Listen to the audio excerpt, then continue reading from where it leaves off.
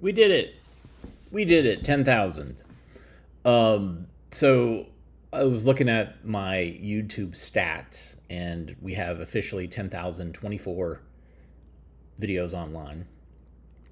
Most of those are individual films, but I would say probably 1,600. Wait, is that right? Is it not 16? No, I think it's like 1,400. I always inflate that number of lunches that we've done. And what is that number? That number is... We've only done 1,300 and some change. So the rest of that is individual films. And we've been doing this for 17 years as of next week. We started this iteration of the YouTube channel in March 26, 2008. This was the third or fourth channel that we tried as YouTube was kicking us off for various copyright violations, which we are still actively doing.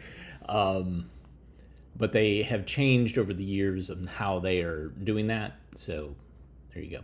And also it's St. Patrick's Day today. Did I mention that I'm Skip Alzheimer and this is the AV Geeks Lunchtime Streaming Show? If not, that's who I am, and that's what we were doing. We watch old 16mm films, and we watched a film strip. I'm gonna try to put more energy towards that and get more film strips online because we have thousands of those that we have not even looked at or touched. So we'll continue to do that. But first, let's watch some Curious Cougars. Curious Cougars. Enjoy.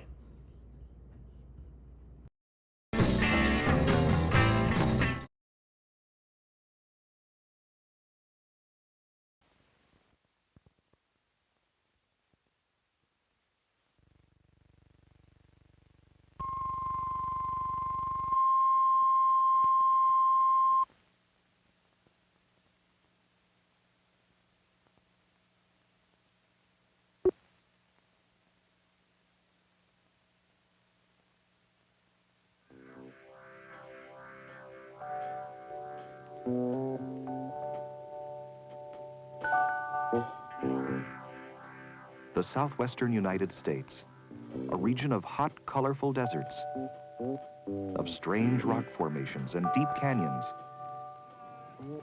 In this part of the Southwest, Navajo Indians live and tend their sheep, and the large cats called the cougars prowl.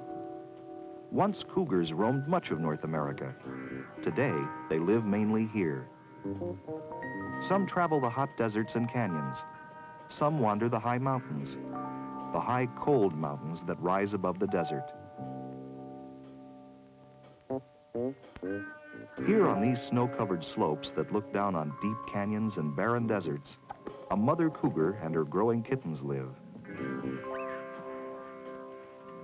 2 young cougars, curious about their world and the other living things in it.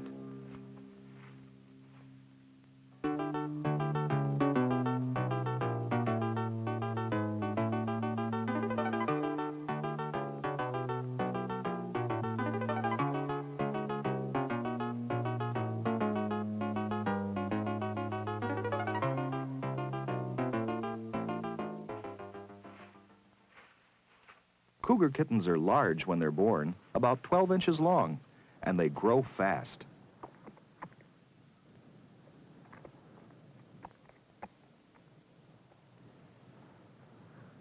They stay with their mother until they're a year or so old.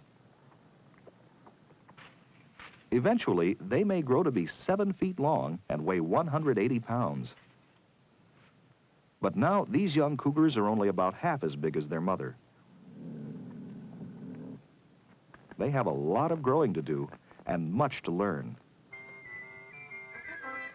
Some lessons come from watching their mother, and others from mistakes. But falls aren't usually dangerous for cougars.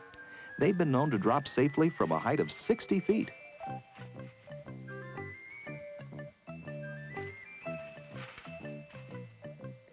These cougars share their living space with many other animals, some that can be as ferocious as they are.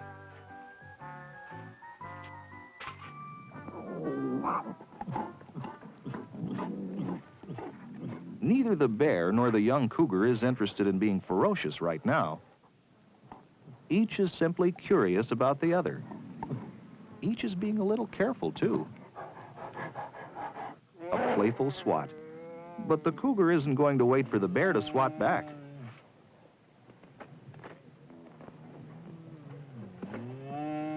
But now that the cougar is safe up the tree, the big question is, how can the cougar get down out of the tree past the bear?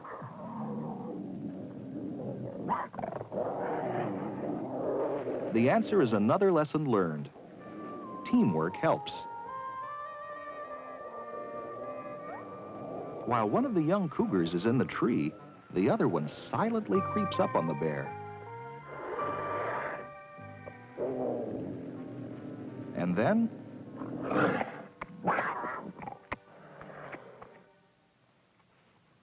that was enough to frighten the bear away. Or maybe the bear just decided that 2 cougars to 1 bear wasn't a fair match. And so their curiosity helps the young cougars learn more about their world and about the other animals that live in it, how to live peacefully with them or protect themselves when they have to.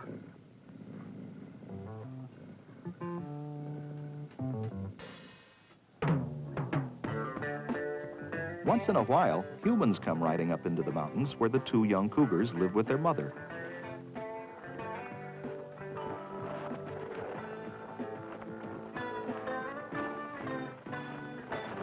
Although humans may bring guns, the cougars are safe because they're protected by conservation laws.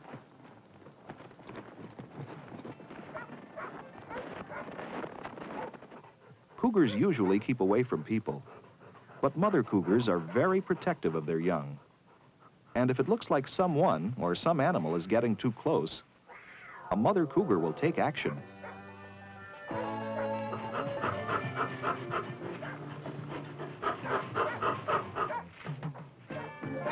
The loud rifle shot should be enough to stop the mother cougar from chasing the dog. It is. But the young cougars have been very frightened by the sound.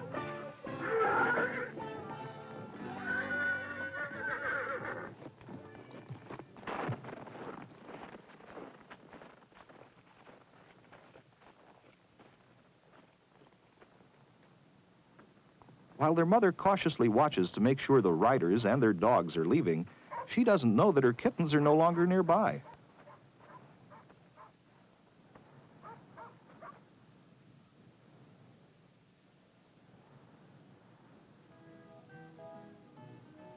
Frightened by the gunshot, the young cougars have headed down into a canyon.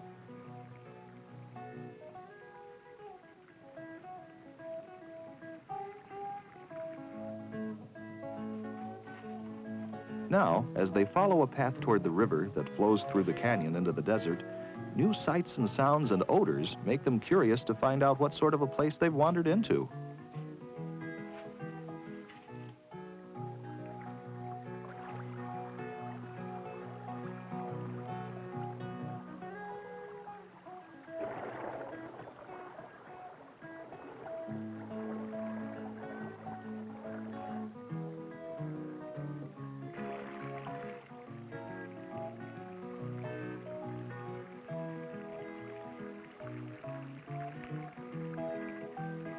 A swift-flowing river is hard to get across.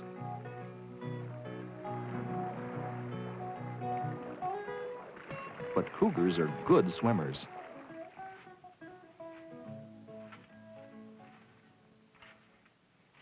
Raccoons. The cougars have seen raccoons before up in the mountain, but they're still curious about these furry little animals. This is a kind of play for the young cougars, exercise that will help them become good hunters when they're older.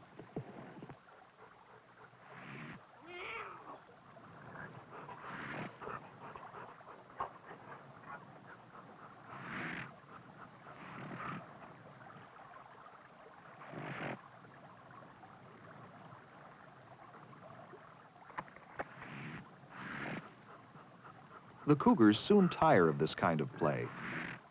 Not far past the stream, a much more interesting experience lies ahead for them. Here a family of Navajo Indians lives and tends a small flock of sheep.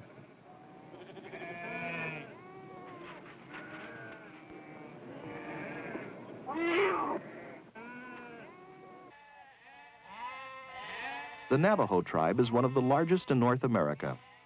Almost all of the Navajos live out here in the American Southwest. Before Europeans settled America, the Navajos were wanderers who hunted and farmed. But now, those who live here are mostly sheep herders.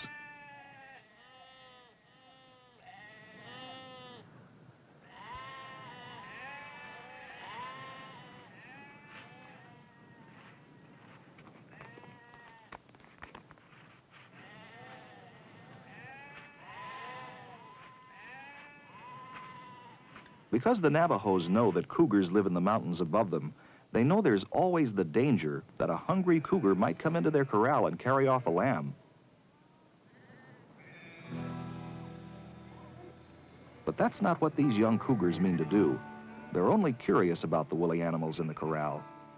One of the cougars is curious enough to go right into the corral and have a close look at those strange animals inside. At least they're strange to the cougar. The mother sheep sense danger and stay close to their lambs. Now the women have seen the cougar. The fact that it's young and only curious means very little to them. The cougar is a threat to their sheep. The cougars weren't quite ready for this kind of experience, but they've learned from it. And now the young cougar's mother has found them. She guides them out of the canyon, back to the high, cool mountains, back to their home, where they have much more growing and much more learning to do.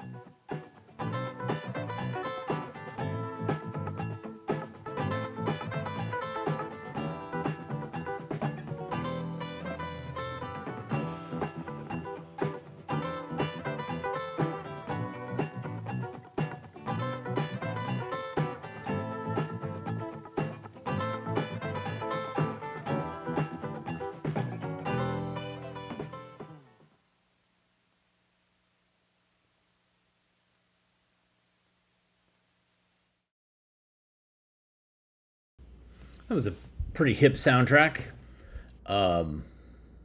Very reminiscent of Disney did a whole True Life Adventures series, which were nature documentaries.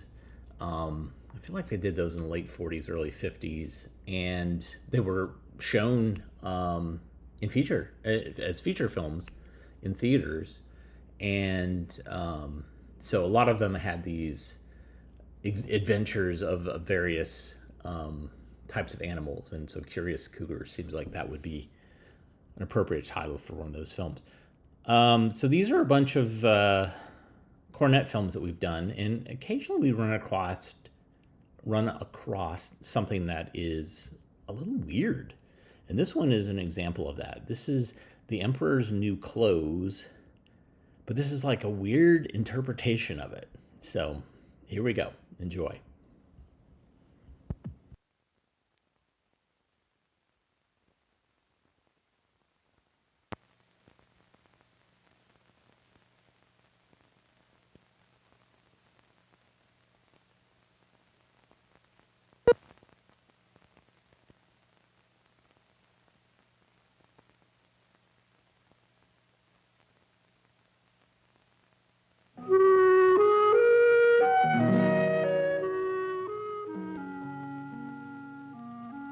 Once, not so long ago, there lived an emperor who loved his own image more than anything else. He spent all his time posing for his mirror and all his money on new clothes. In all his kingdom, clothes were the only things he cared about, except, of course, himself.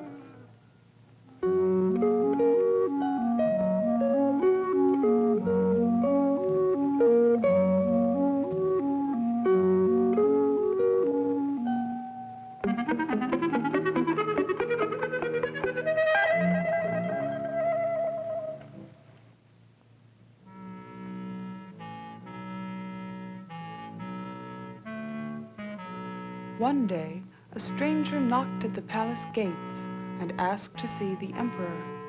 "I am a weaver," she announced. "Master, he will never see cloth as beautiful as the cloth I weave. Its colors are more dazzling than clouds at sunset, its patterns more wondrous than a midnight sky full of stars, and it makes your skin laugh with joy at its touch. But even more than this, my cloth is magic." Then she refused to say another word until she saw the emperor himself. When the emperor heard of the stranger's claims, he demanded to see her at once.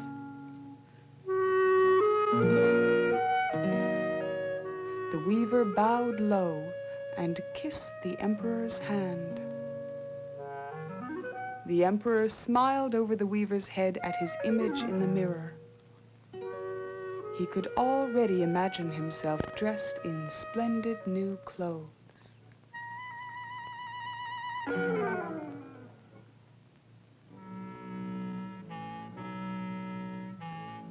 Then the weaver described the magic powers of the clothes she made.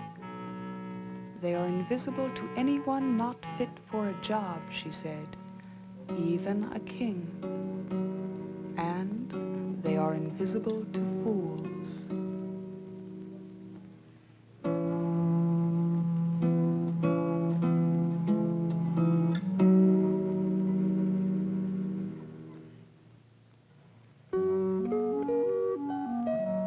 "Ah," thought the emperor, "not only will I have the most unusual clothes in the world, I will know how to tell the wise from the foolish."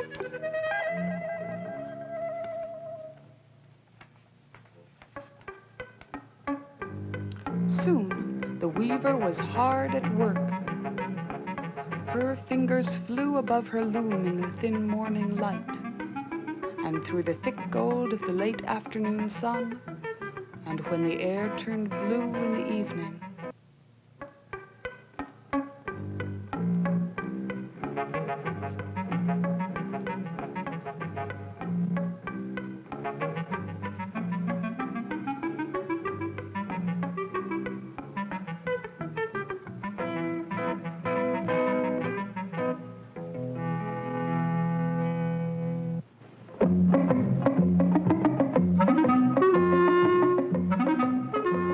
Every day the emperor heard reports from his faithful ministers and servants. They described the dazzling cloth that grew inch by inch on the loom. How soft it was, how intricate the patterns, and the colors delicious enough to taste.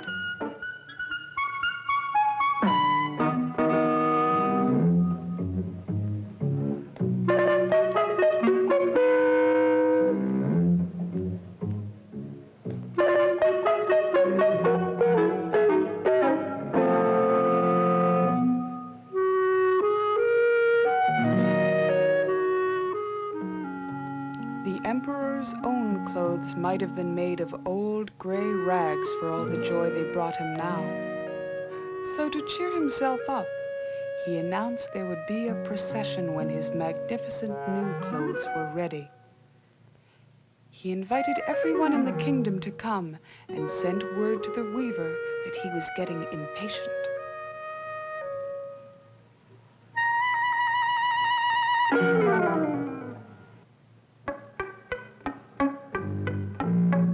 Now the weaver appeared to work harder than ever.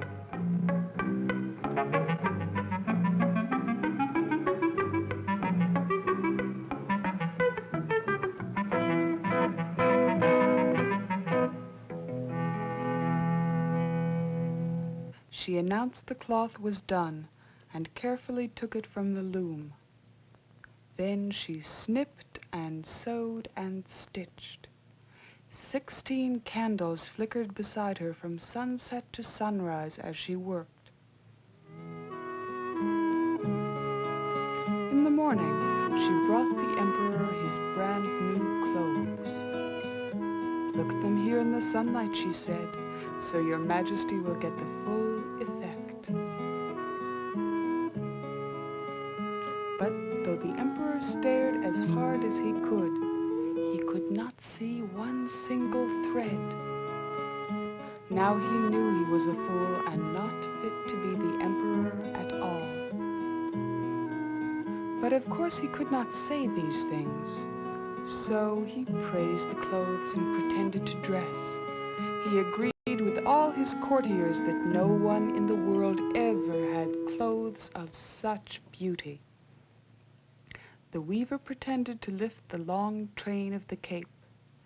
The emperor glanced one last time at his image in the mirror, then gave the signal for the procession to begin.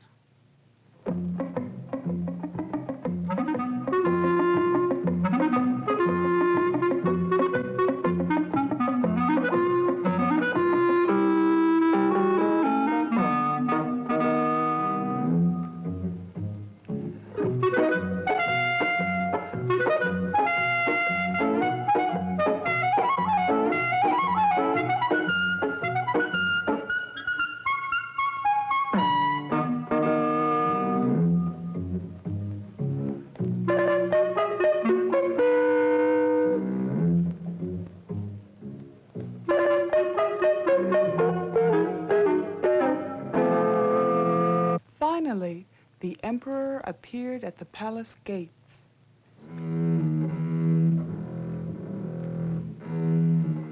A huge crowd waited, all wanting to see the emperor's new clothes, all wanting secretly to find out if they were fools. No one saw any clothes at all, and no one dared admit it.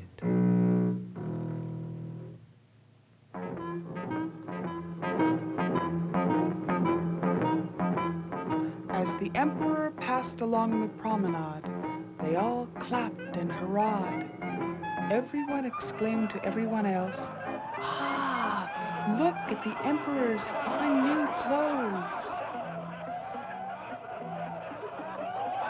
The procession wound through the heart of the city, and one small voice sliced through all the admiring oohs and ahs like a knife. "But he has nothing on," cried the child. Ripples of laughter spread through the crowd and grew louder and louder. "He has nothing on! He has nothing on!" all the people said at last.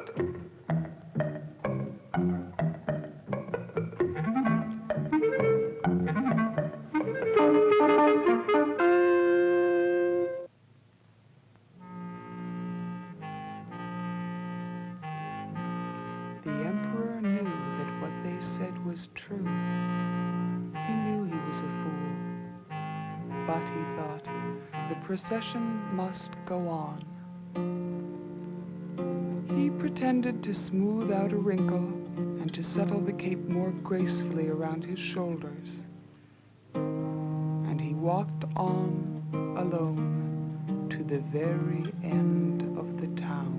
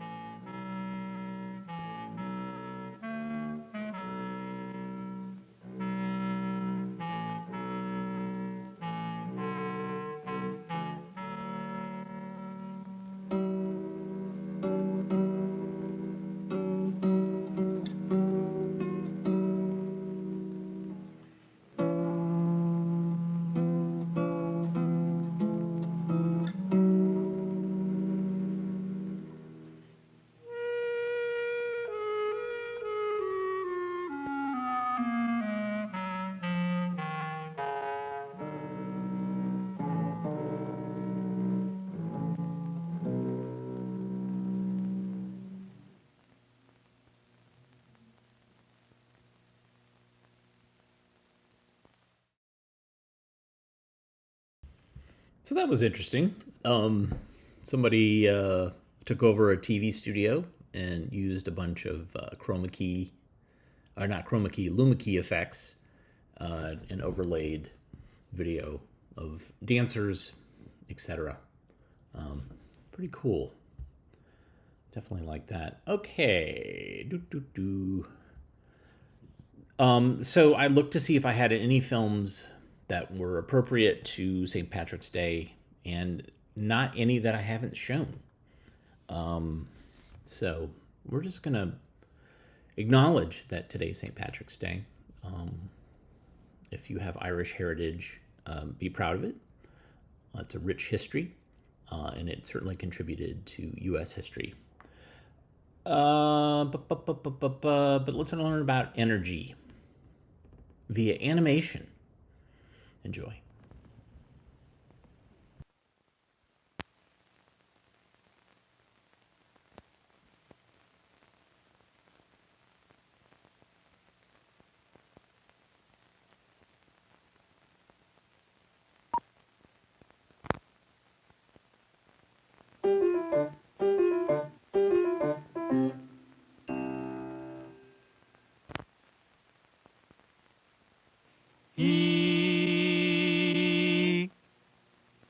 This is an E. This E is for energy. And this is an E. This E is for ecology. E. And the star of this movie is the energy E.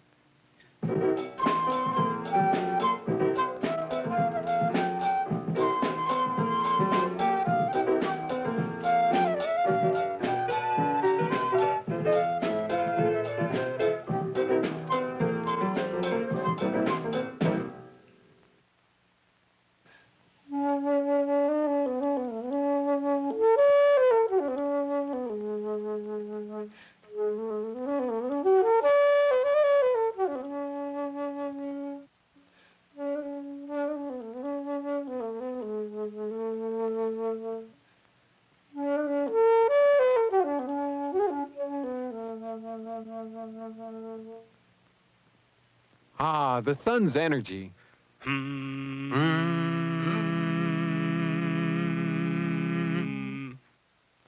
Such a pretty song.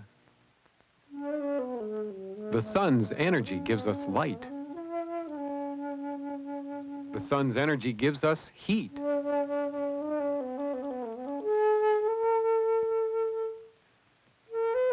The sun's energy also helps you do work.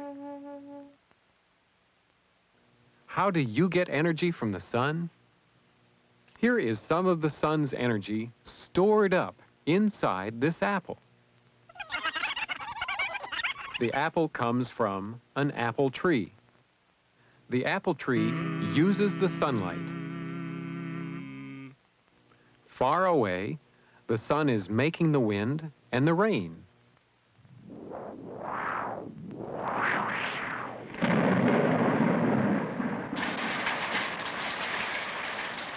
The apple tree uses the rain, too.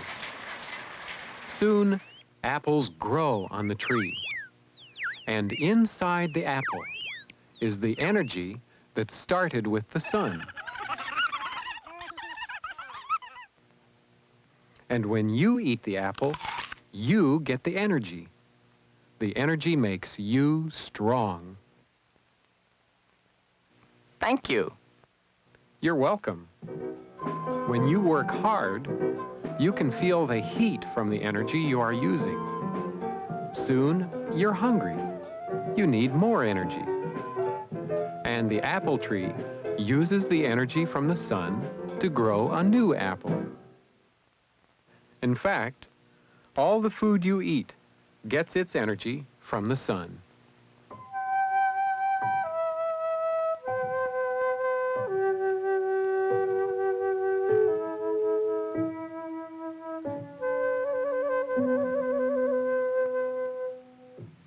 Now, I would like to introduce you to a friend of mine, another kind of energy, electric energy.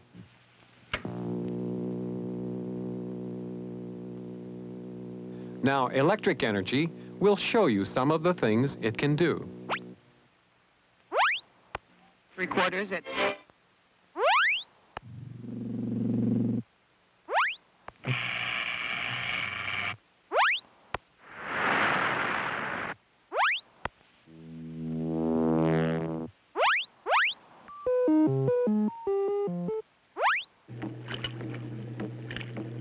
Electric energy can do a lot of work. And of course, it can light up a...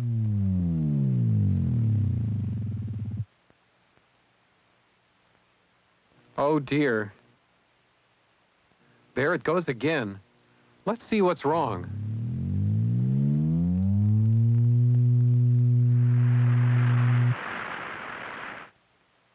Tonight, people in the city as well as the country were in the dark as another power failure caused the electricity to go off.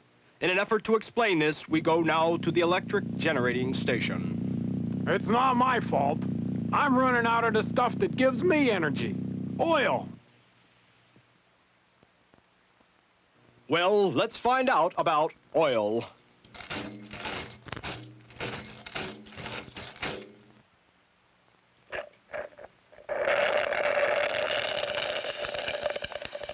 It's not my fault.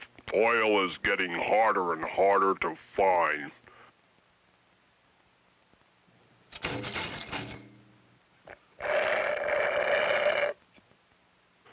Maybe you should talk to my brother Cole.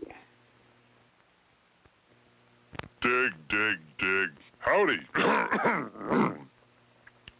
Lots of coal here. Coal will last for many years. How much do you want?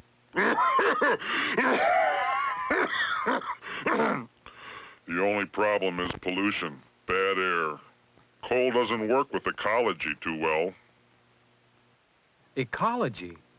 Ecology should hear about this too.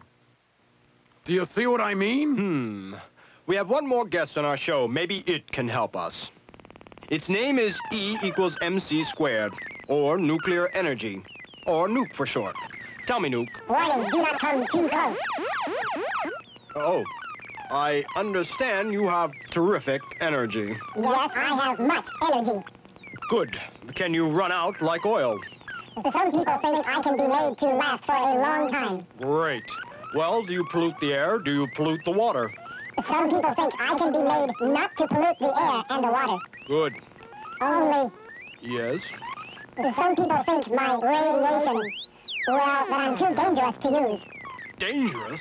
Radiation. Well, that's the story, folks. Our energy fuels to make electricity are running out. Or they're not clean to use, they pollute. Or they could be very dangerous to use. What we need is an energy that we can use that is safe, clean so it doesn't pollute, and is renewable. Renewable.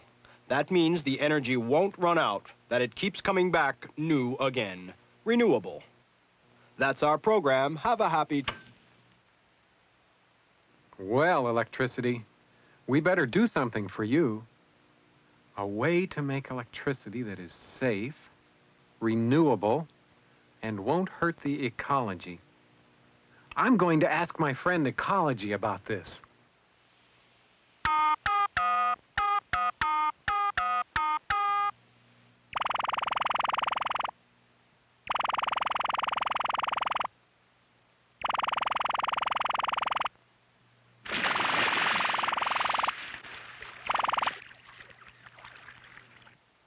You called? Yes, my friend here, Electricity, is in trouble. The energy used to make electricity is running out, or it's dangerous, or it hurts the ecology. I knew something was wrong. Let's see, what can be done? Of course, we can use less electricity. We can save energy by turning off electricity when we don't need it. But we still don't have a good way to make electricity. What can be done? We need something that is safe to use And doesn't hurt the ecology. and is renewable, which means it won't run out. It comes back. The sun! Of course! Oh, of course. Why There's didn't an we answer. think of it?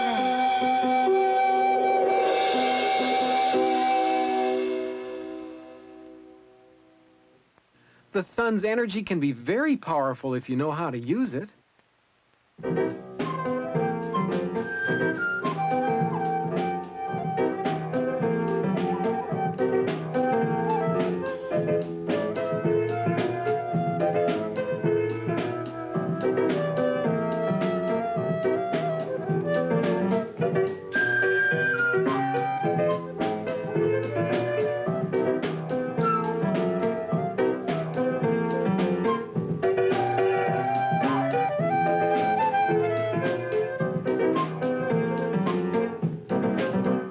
Thank you.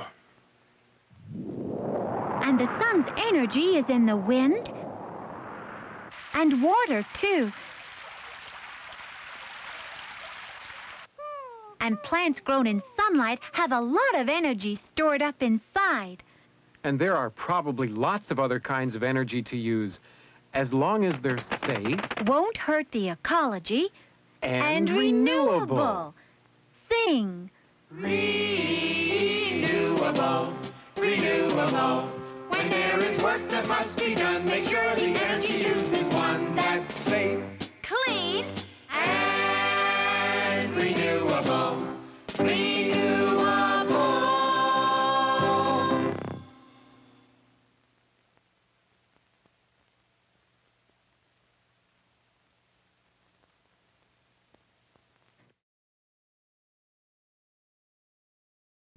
Almost a toe tapper. It was too short.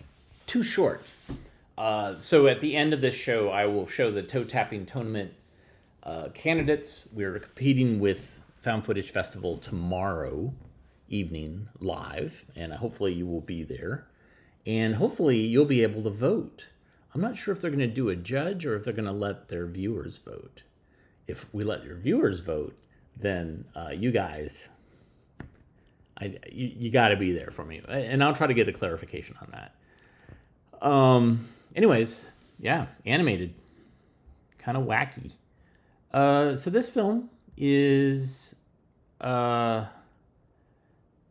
based in a place that's not too far from here, within like an hour and a half of Raleigh, where AV Geeks is based. This is about Spivey's Corner, North Carolina. Do you know anything about Spivey's Corner, North Carolina? I have been there for the one internationally known event. I don't think they do it anymore, which is too bad. But here's a documentary about it. Enjoy.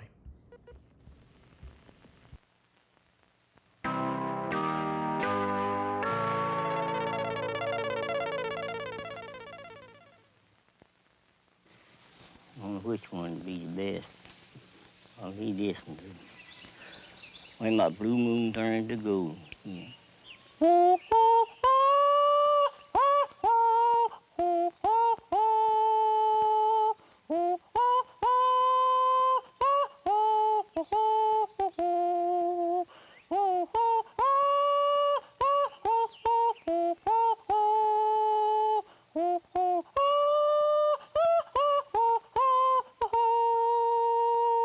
When my blue moon turned to gold again, and the rainbow chased the clouds away. When my blue moon turned to gold again, I'll be back within your arms to stay. Ooh, oh, oh, oh, oh, oh, oh, oh, oh,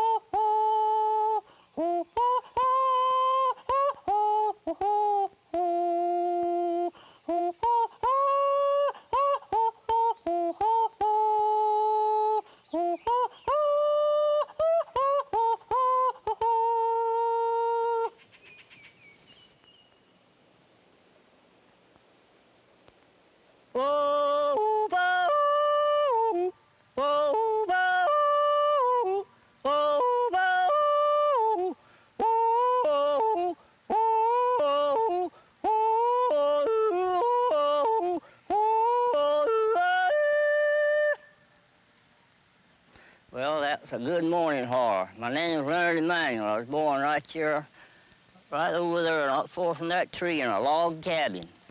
I've lived here all my life. I was 73 years old. I was born 1904, August the 26th. Back then, in them days, everybody hollered just about in the whole neighborhood. They'd get up in the morning, get out, feet up, one would holler, and the other answering back. One answering over yonder. Went to the field to work, coming home from work of the evening, they'd holler back and forth to each other. If they needed some help, they'd holler for help. And if they wanted to borrow something, they'd holler back across through yonder and ask so-and-so, can I get your plow tomorrow? Can I borrow so-and-so from you tomorrow? And they'd answer them back. Back then, you could hear it a long ways. Sometimes I've heard them holler as far as 4 miles away.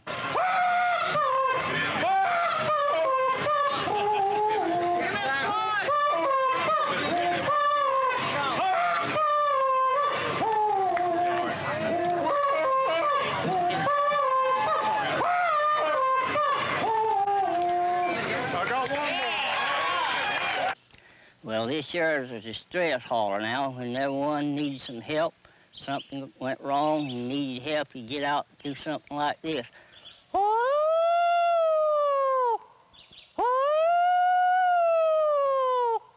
Everybody come to see what was wrong. And then if you want to meet somebody somewhere, and you got there first, downside the river, maybe sometimes you'd be going down the river on a rim or taft, raft of timber. And they get down to the river, the first one got there, he'd holler, something like this. Oh, oh, oh. The other answering back.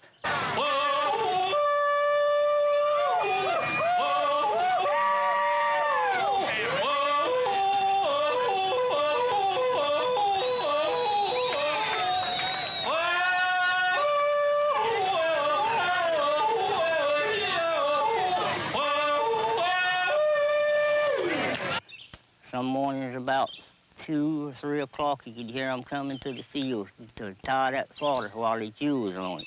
You can hear one holler over yonder, coming hollering something like, oh, oh, oh, oh, oh, oh,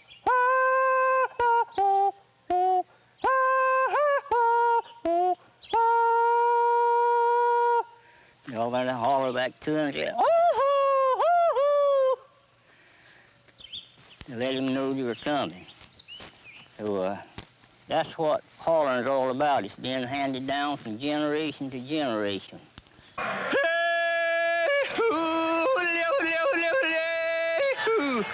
I'm Skinner Barber from Benson Route 3, Johnson County, North Carolina. And this is my 3rd year. I've been down here at Spivey's Corner, and I've been 3 times second runner-up in the National Hollering Contest. And I don't think I'll come back anymore.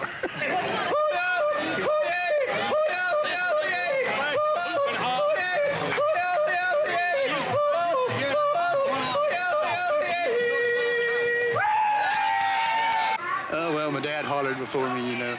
Way back then, the most men hollered, you know, out on the farm. I've been on the farm all my life, farmed all my life. And they'd all holler, you know, that's the way they had a connection, you know, about over the neighborhood. They don't know radio, television, you know, back then or nothing else. The only way you heard from anybody close by, way off, you'd holler, you know, along. Well, sometime I'd need help about getting the stalk maybe got out or something, and I just need a little bit of help. I'd come in.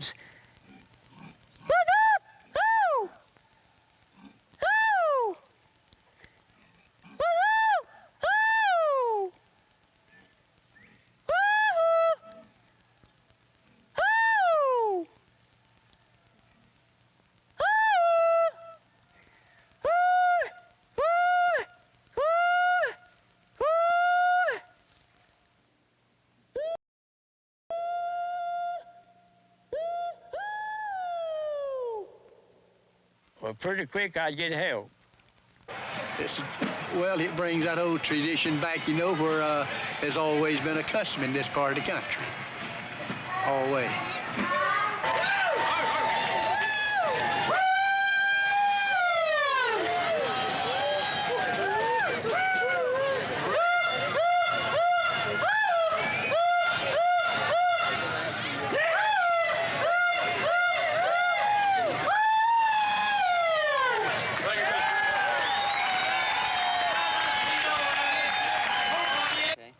Well, I've grown up around hollering because my grandfather was the champion, and I've grown up to just start hollering. And then one day I decided that I would yell, and so I hollered.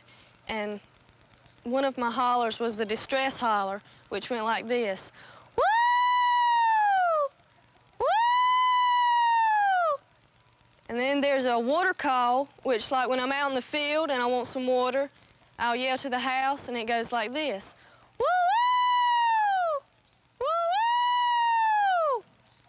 And then if I want some dogs to come to me, there's a holler which goes like this. Woo! Woo! Woo! Woo! Woo! And I've got this song that I holler to, and it is entitled Somebody Loves Me. And it goes like this.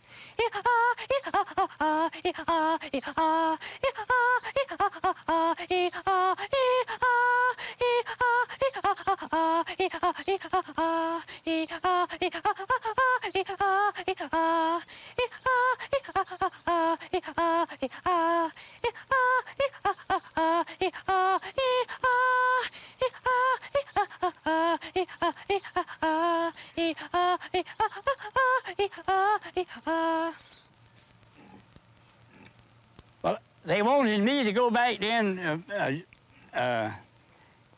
Mike Douglas, to Philadelphia. And she went with me, and I sort of wanted to show him some of my grandchildren, and told him that she had won junior hollering at our place. And so when they got done with that, they said, "Oh, see them grandchildren." 2 of them come in, this and another one, and about 13-year-old. And so they just, well, it just almost went wild, sounded like, with all the slaps they got, you know, about being grandchildren. And she hollered a little bit and got a second cheering job.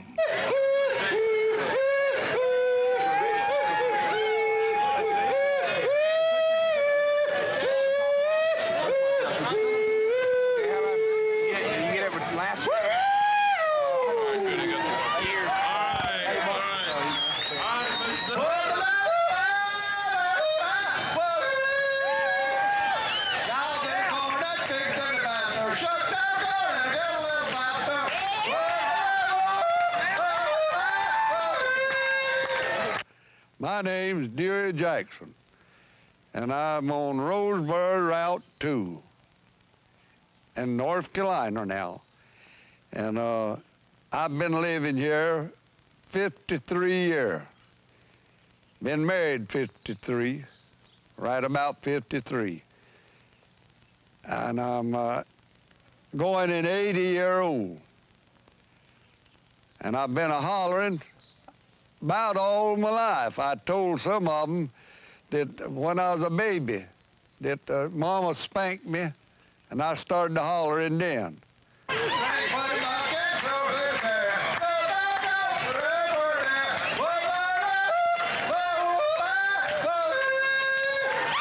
I was the first champion. That was in '69, and I told some, I just knew my brother had beat me. But he hollered, I told some of them the reason he didn't get it. I hollered, what a friend we have in Jesus, and he hollered old gray goose, and there's two preachers judges, and they must not like that old gray goose.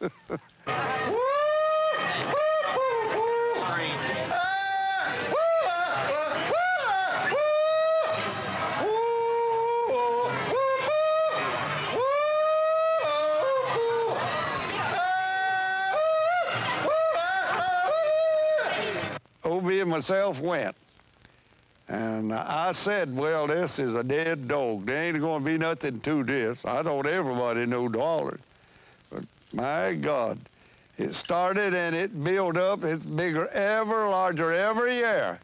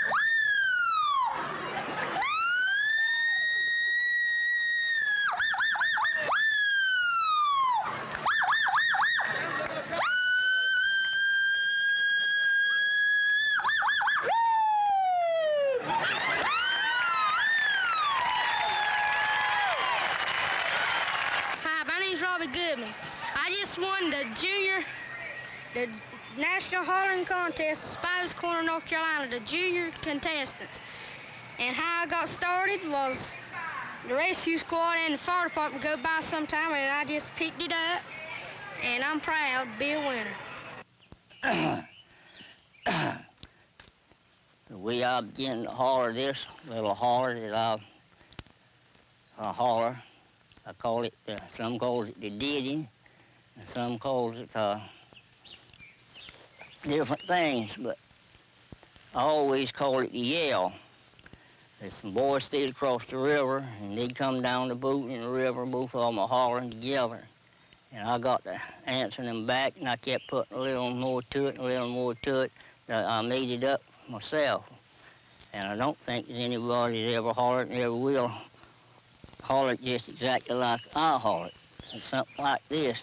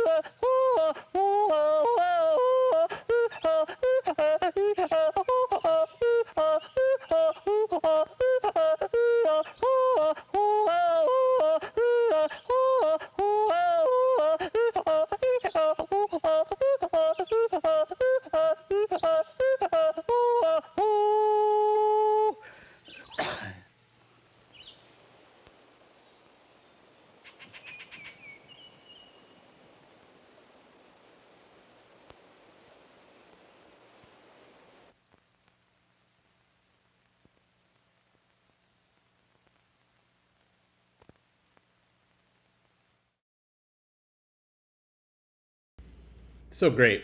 Thank you, Kevin and Nathan, for donating for that film. I've gone to the Spivey's Corner competition once. I think it was in the late 90s. And it was a lot less people there. It wasn't as popular. I think a lot of those old folks had gone away, had passed, as they say. But I had a roommate, Michael Pilmer, who does a Thursday night podcast, streaming show on YouTube. He's also the Devo archivist, and he went, and they had a whistling contest, and he won it. And what he did is he mimicked the video game, the arcade game, Phoenix. I can't even do it. But he did it, and he won the trophy. Later he was in a band called Silica Gel, and he did a song called Master of the Game, where he used a sample from the Hollering contest in the song and slowed it down, and it was awesome. Yeah, anyways, speaking of songs, so we're doing the toe tapping tournament with Found Footage Festival tomorrow. And we have 6 songs for you to pick from, and what I want you to do, if you haven't done it already, is pick your favorite, and then pick your second favorite, and email me at skip@avgeeks.com. The name of the song will appear over here, and if you've already seen this and you're going to take off, hey, I appreciate you watching. We'll be back again tomorrow, and we'll watch more of these crazy films. Sometimes they're not crazy, but today was especially interesting. So thanks for that. You can also hit the like, the subscribe. You can also donate via the Super Thanks or ko-fi or patreon.com. Okay, here we go. Here's the toe tapping tournament candidates. Enjoy. Shows every line. You'll see me there no matter where, my silver body flashing as I rise, catching rays from the sun. Here I'm free, the shining silver wall hanging over me is all the world I need. And in sheer ecstasy I rise to break the surface, scan the sky.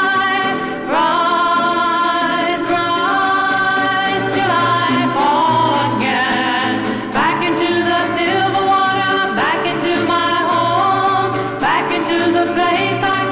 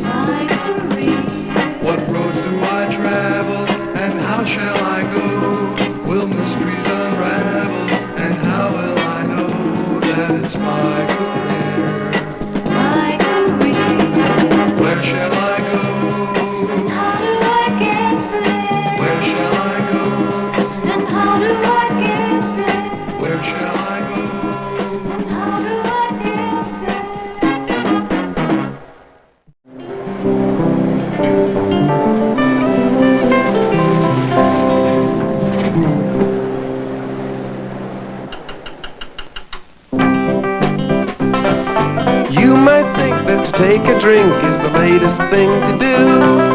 Something invented recently for folks like me and you. Well, it's not, you know, it's older even than man. Alcohol's been on this earth ever since the world began.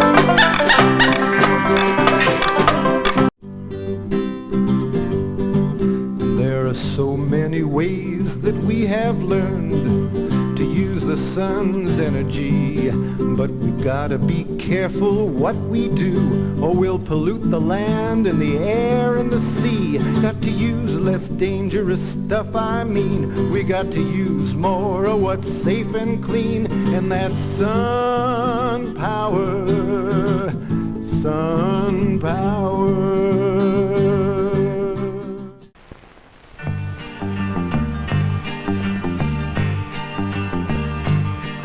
The world is passing right beside you, going faster all the time, shouting songs that do not rhyme, while you stand and watch it slip right on by.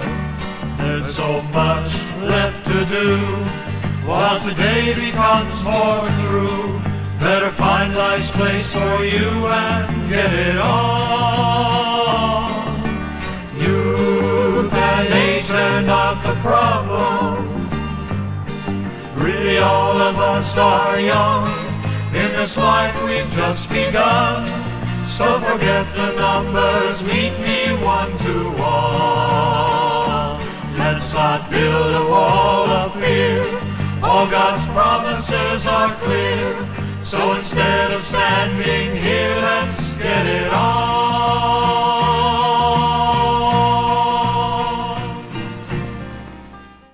Thunder, yikes! Lightning, never seem to want to do the right thing. Always finding ways to be fighting.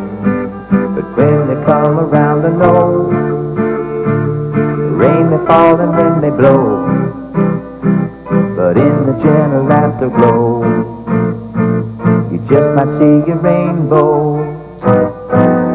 The trial did not go well for lightning and thunder.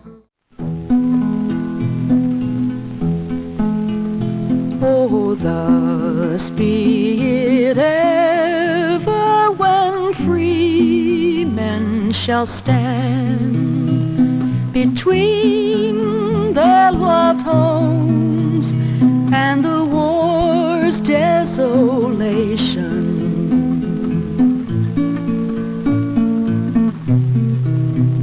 Blessed with victory and peace, may the heaven-rescued land praise the power that hath made and preserved us a nation.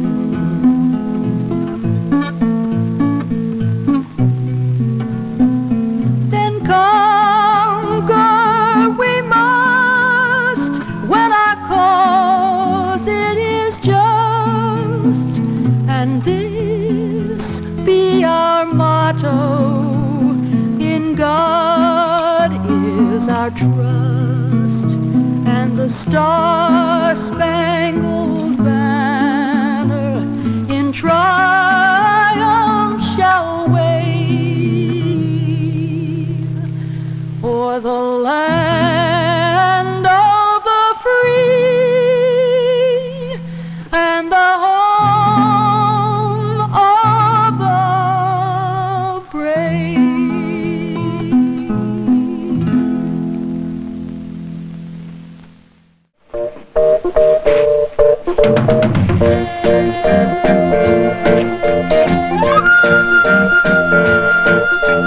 Ask me why my hands are clapping. Ask me why my toes are tapping. Something great's about to happen. 1, 2, 3. Feel so high, I'm on the ceiling. No more lying and no more squealing. Ask me how this brand new feeling feels to me. Well, to tell the truth, I feel like singing of what I've achieved. It's great to be believing.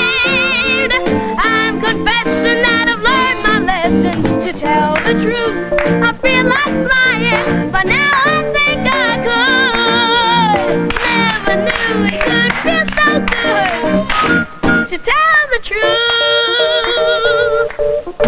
Ask me why my hands are clapping. Clapping. Ask me why my toes are tapping. Tapping. Something bright's begun to happen.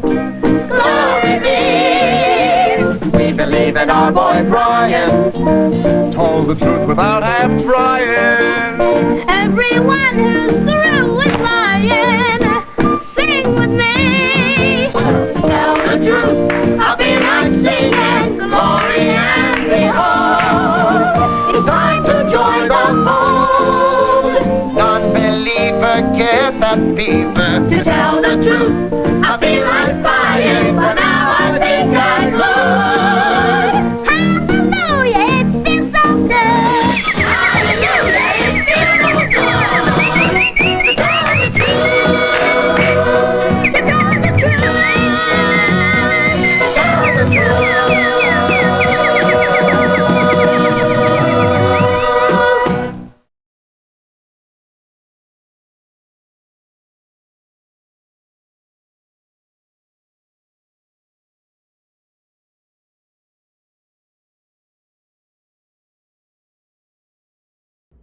I mean, that last one has the lyrics toe tapping in it, and you see visibly people toe tapping. So, yeah, if you haven't voted yet, please send me your top 2 candidates, your favorite and your second favorite, to skip@avgeeks.com, and we will tabulate and do it before my show tomorrow. That'll be the deadline. Just so I have time to prepare, because I'm doing the show with Found Footage Festival Tuesday night, tomorrow night, and so I want to make sure I have everything in place. Thanks again. Everybody have a great rest of your Monday. I'm sorry I didn't have any Irish films. I'm going to have to prepare next year for that. I was surprised that I don't have any about Ireland specifically, but next time. All right, everybody take care. We'll see you tomorrow.